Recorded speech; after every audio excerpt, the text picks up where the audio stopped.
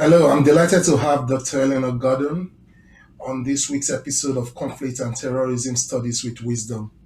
She recently published a paper titled Power, Poverty, and Peace Building: The Violence that Sustains Inequalities and Undermines Peace in Colombia, in the Journal of Conflict, Security, and Development.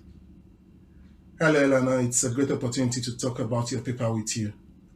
Hi, thanks so much for inviting me. Nice to meet you. You're welcome. We'll go straight to the first question. We'd like to have a general background about this paper, and you tell us about the research question also. Okay. Well, firstly, I just want to mention my brilliant co-researchers and co-authors, especially Sebastian Henao and Alejandra Duque from Colombia, actively working on building peace, and also Elliot Dolan-Evans. We all work together on this, and we've probably worked over the last 3 years on it, so it's been quite an endeavour, and it's great to talk about it now that it's finally published. Yeah. In terms of our research question, the main research question is: to what extent do socio-economic inequalities and poverty persist, legitimise and justify violence against the poor, and undermine the prospects of peace in Colombia post the 2016 peace agreement? So we try to answer this question by looking at 2 case studies, and we also investigate the intersection of poverty and insecurity and exclusion in that respect. In addition, we reflect upon how insecurity and violence continues after the formal end of hostilities, after the formal end of a conflict, and how structural and physical violence compound each other. And I'll talk more about that, I guess, later. In terms of the background, just a brief overview of the 2 case studies we used. The first is the false positives case study, and it concerns the systematic killing of predominantly poor male civilians by the military, the armed forces, and associated groups, who are then dressed up and presented as guerrilla fighters who've been lawfully killed in combat. And the scandal particularly occurred during the years 2002 to 2008, and over 3,000 people were killed, 3,000 civilians were killed. Many of those who are responsible for the murders have yet to be brought to justice, so justice has continued to be evaded and supported by the state and others. And this case in particular demonstrates the vulnerability of the poor to security threats and their inability to access protection and justice, and that vulnerability continues today. The second case study concerns the voluntary and forced eradication programs of illegal crops, such as coca, and this case study illustrates how poor peasant farmers are caught between the demands of criminal gangs and the agents of the state. Likewise, they're caught between the threat of violence and the threat of extreme poverty, different forms of insecurity. The motivation for me came from a 2017 trip to Colombia, in which I was invited by the government and also the research councils of the UK. But I was also interested in doing some research on inclusive peace building. There was a lot of talk at the time that Colombia was going to be a brilliant case study for whether or not this could occur and how it could occur. But when I was there, I was so shocked by the false positive scandal, and I was also really shocked by the extreme socioeconomic inequalities, or the division between the rich and the poor, and attitudes towards the poor. And I wondered if you could have sustainable, meaningful and inclusive peace with these dynamics ongoing. I was also shocked that I hadn't heard of the false positive scandal before, and there was very little, especially academic literature, written on it.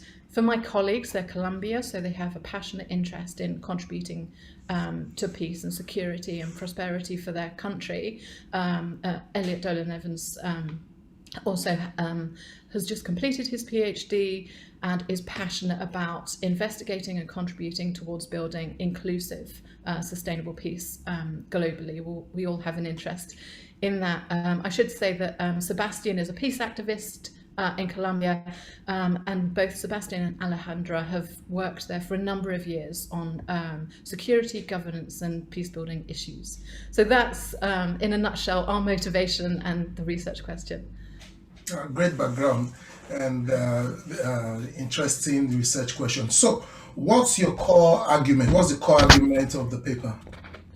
The main argument is that poverty and socio-economic inequalities persist in Colombia and are used to legitimize structural and physical violence against the poor, and they undermine prospects for a sustainable peace. That's our core argument that we return to again and again in our paper. We draw a lot from critical criminology that's also investigated harms against impoverished people. Aside from addressing socioeconomic inequalities and the violence against the poor, that we argue that the politics of poverty need to be deconstructed, violent property relations that permeate Colombian society need to be attended to, and we also need to question the logic of blaming the poor for their poverty and alleged threat to security, and direct attention instead towards those who might benefit from a stratified society, and inflict, condone or ignore violence against the poor. There's also, in particular, but we don't go into depth, unfortunately, in this paper, I think future research should. I think we might discuss that later. There's a need to see how race and ethnicity intersect with poverty, given that poor indigenous and Afro-Colombians are more likely to suffer structural and physical violence. Okay, interesting. So, what was your methodology? How did you test this argument or your empirical approach? Through interviews primarily. So we conducted 40 in-depth semi-structured interviews both in Colombia and remotely in both Spanish and English. Sebastian conducted the Spanish ones, I conducted the English ones, and we interviewed members or representatives of the international community, the government of Colombia and civil society, and we asked them about links between poverty and security, the extent to which poor people are likely to be included in the peace process, and the peace process is likely to be responsive to their needs. Methodologically, we adopted a narrative approach, so we used interviewees' explanations of security and threat in the context of our work, and we used this to present a counter-narrative to the official securitizing discourse, which positions the poor as threatening. And we also draw from our practical experience. We've all had practical and professional experience in the field of security and peace building in Colombia and elsewhere. Great. So what did you find? The primary findings first. Okay. Yeah. I mean, we found quite a lot. We found crucially that there's a sharp divide, clearly, between the rich and the poor remain vulnerable to multiple sources of insecurity. And this is, perhaps not surprising to those who know about conflict-affected environments, but this is after the agreement of 2016. We also find that poverty is used to legitimize structural and physical violence against the poor in Colombia, and also justify evading justice for the victims of such violence. And this legitimization is rooted crucially in the rhetoric of maintaining security and order, and the narrative of the deviant or undeserving poor. So the poor in Colombian discourse are often presented as not good people, and as such threatening and disposable. And this popular discourse serves to justify crimes against them. And these crimes include the false positives, that is the first of our case studies, dispossession, forced displacement, and also social cleansing campaigns over the years. And it helps legitimize and facilitate continued poverty and extreme socioeconomic inequalities. And so we think our findings, in fact, we're quite sure our findings shed light on the intersection between poverty, insecurity and exclusion, and on the political economy of violence in Colombia, which not only exposes the poor to violence and denies their access to adequate protection or justice, but it also legitimizes the unequal distribution of wealth and disguises crimes of the powerful through the narrative of the deviant or undeserving poor and the rhetoric of maintaining security and advancing development. So we hope our research draws attention to the likelihood that the prospects for meaningful and sustainable peace are unlikely unless socioeconomic inequalities, extreme inequalities, and also violence against the poor are addressed. And we argue that this is the case because you can't have meaningful peace if there are large proportions of the population that remain vulnerable to extreme forms of insecurity. But also the targeting practices that have been going on can often push those who are especially vulnerable into engagement with illicit activities or illicit groups as a means of protection or to provide food for their families or simply as a result of grievances that arise. Great. So, what do you think?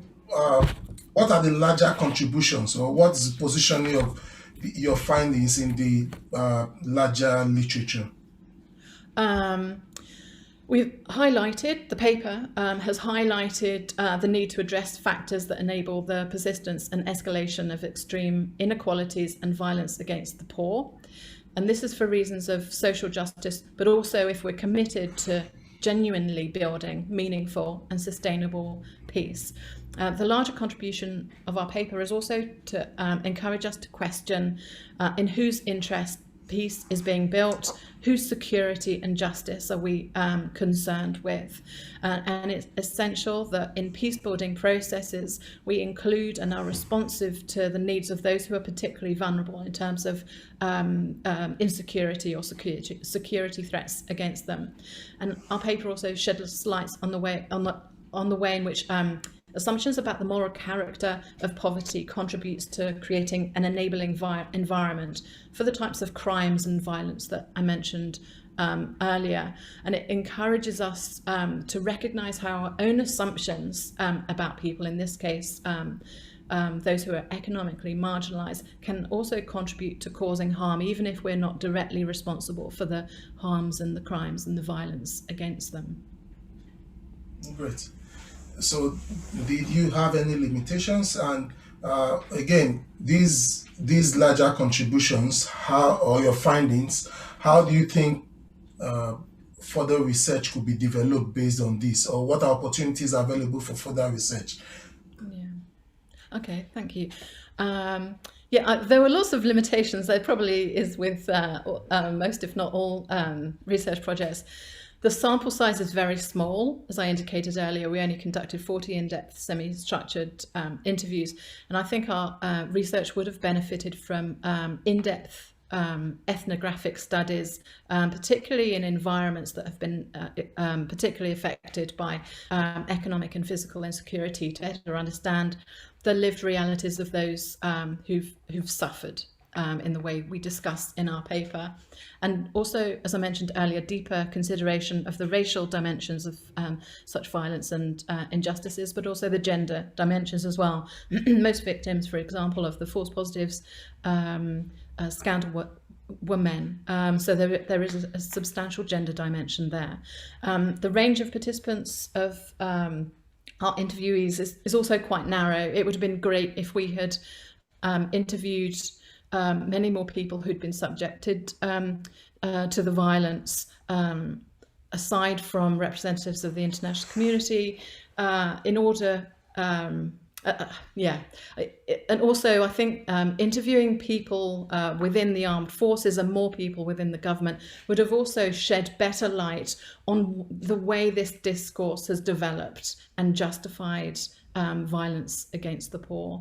Perhaps a population survey of public opinions would have been valuable. And I'm also always an advocate of participatory action research to better profile the voices of those we're referring to and acknowledge the agency of the economically marginalized. There are lots of ethical, practical and logistical difficulties with all of these sort of additional methods, so that's why we confined our methods to interviews only. Great. On the final note, are you working on any? I know you're working on a lot of research right now, but are you working on any one particularly expanding your findings on this paper? Not specifically on Colombia, but certainly on inclusive ways in which to build security and justice after conflict. That's been the focus of my research and my practice over the last 20 years. So at the moment, I'm looking at the gender dynamics of building security and justice after conflict, but also elsewhere where the particularly vulnerable are targeted by the state or agents of the state, and how that targeting is legitimised or justified. So, for example, I'm currently working with Henrik Larsson on the criminalisation of humanitarian actors assisting refugees in the Mediterranean, so the criminalisation of search and rescue activities, for example. So yeah, a real focus on inclusive ways in which to build peace and also social justice. Great. I hope we'll have the opportunity of discussing either a paper or your book, a book on your further findings. Yeah, I hope so too. Thank you so much, Wisdom. Yeah, I want to say a special thank you for joining me on this episode for this week, and I hope you reach us when you have some other papers to discuss with us on conflict and terrorism. Absolutely. Please remember to rate us and send your comments through your app. Also subscribe and follow us so that you can receive our weekly program straight to your device. You should also reach out to us if you would like to discuss your recent publications on conflict and terrorism on this program.